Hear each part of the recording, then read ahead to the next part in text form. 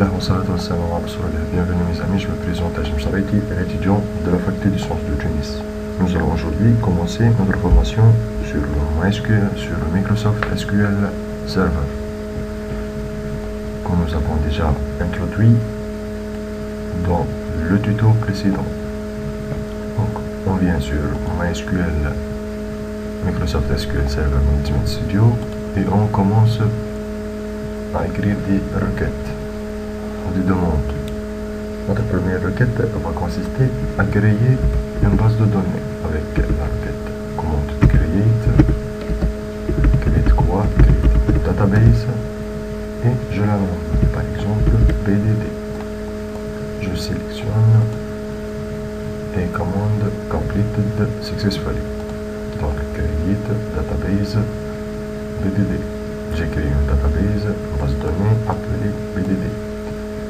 Initialement, j'ai des bases de données système, une base de données appelée contrainte, une autre testDB et une autre tronze. Je viens sur la database et je fais un refresh. Et voyons qu'ici, on a une base BDD nouvelle ajoutée. Maintenant, nous allons voir comment renommer cette BDD. Je fais un clic droit et je mets un rename. Et je mets un autre nom, par exemple BDD1. Donc cette base de données est maintenant appelée BDD1. En écrivant une requête pour renommer, je mets un alter data.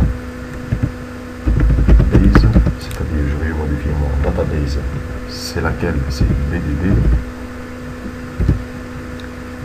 On met un modify, donc je vais modifier dans cette BDD, je vais modifier quoi? Je vais modifier son nom. Qu'est-ce que je fais? Je vais mettre une autre fois un nom BDD. J'exécute et j'ai la base de données BDD1. Désolé, je vais renommer BDD1 et le nom de base de données a été déjà défini. Je viens ici, je fais un refresh et le voilà, c'est renommé. Donc dans le Microsoft SQL Server Management Studio, nous allons utiliser une base de données. Je vais indiquer au moteur de recherche de cette base de données, de ce SGBD, que je vais utiliser une base bien définie. Regardons ce nom ici, c'est tronze.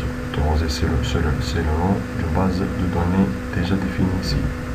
Je fais un use BDD.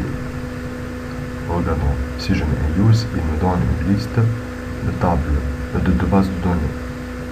Comme c'est de base de données master, ou MSDB, ou TempDB, ce sont des tables et des bases de données système.